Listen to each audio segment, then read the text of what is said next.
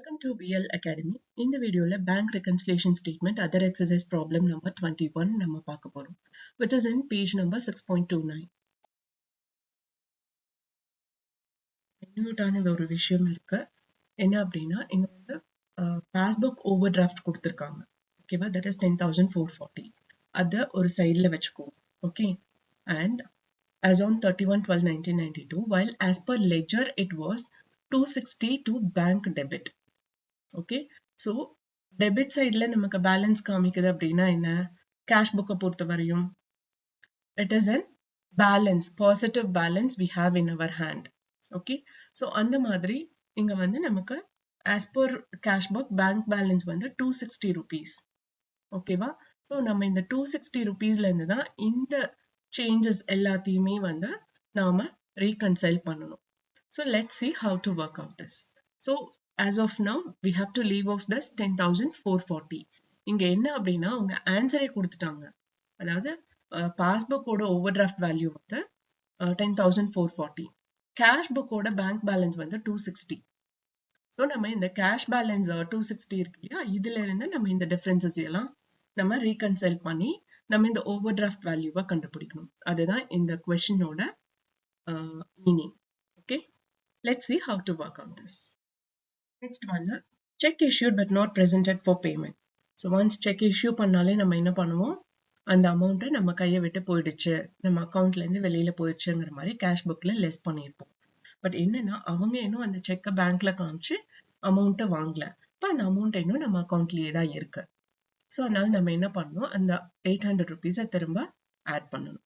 Okay, so இப்போ இந்த 260 rupeesல இருந்து நம்ம ஆட் பண்ண வேண்டிய அமௌண்ட் வந்து 3,000 rupees. ஸோ 3,260ல இருந்து நம்ம இந்த 13,700 லெஸ் பண்ணோம் அப்படின்னா will get the negative value, that is 10,440. That is bank over draft as per passbook. So அதுதான் உங்களுக்கு ஸ்டார்டிங்ல கொடுத்துருக்காங்க, 10,440 as ஓவர் டிராஃப்ட். ஸோ அந்த பேலன்ஸ் தான் நம்ம இங்க கண்டுபிடிச்சிருக்கோம். ஓகே.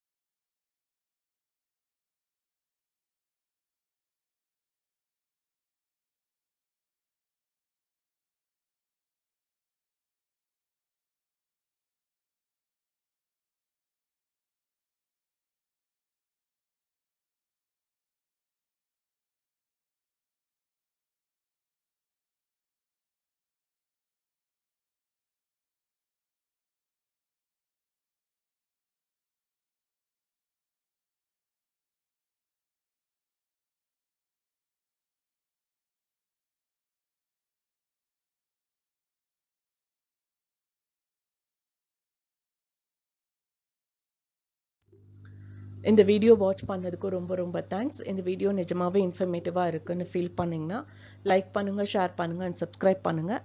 அண்ட் மறக்காமல் பெல் பட்டன் கிளிக் பண்ணுங்கள். ஒன்லி தென் நான் என்னென்ன ப்ராப்ளம் அப்லோட் பண்ணுறேன் அப்படிங்கிறது உங்களுக்கு நோட்டிஃபிகேஷனில் வரும். Thank you once again.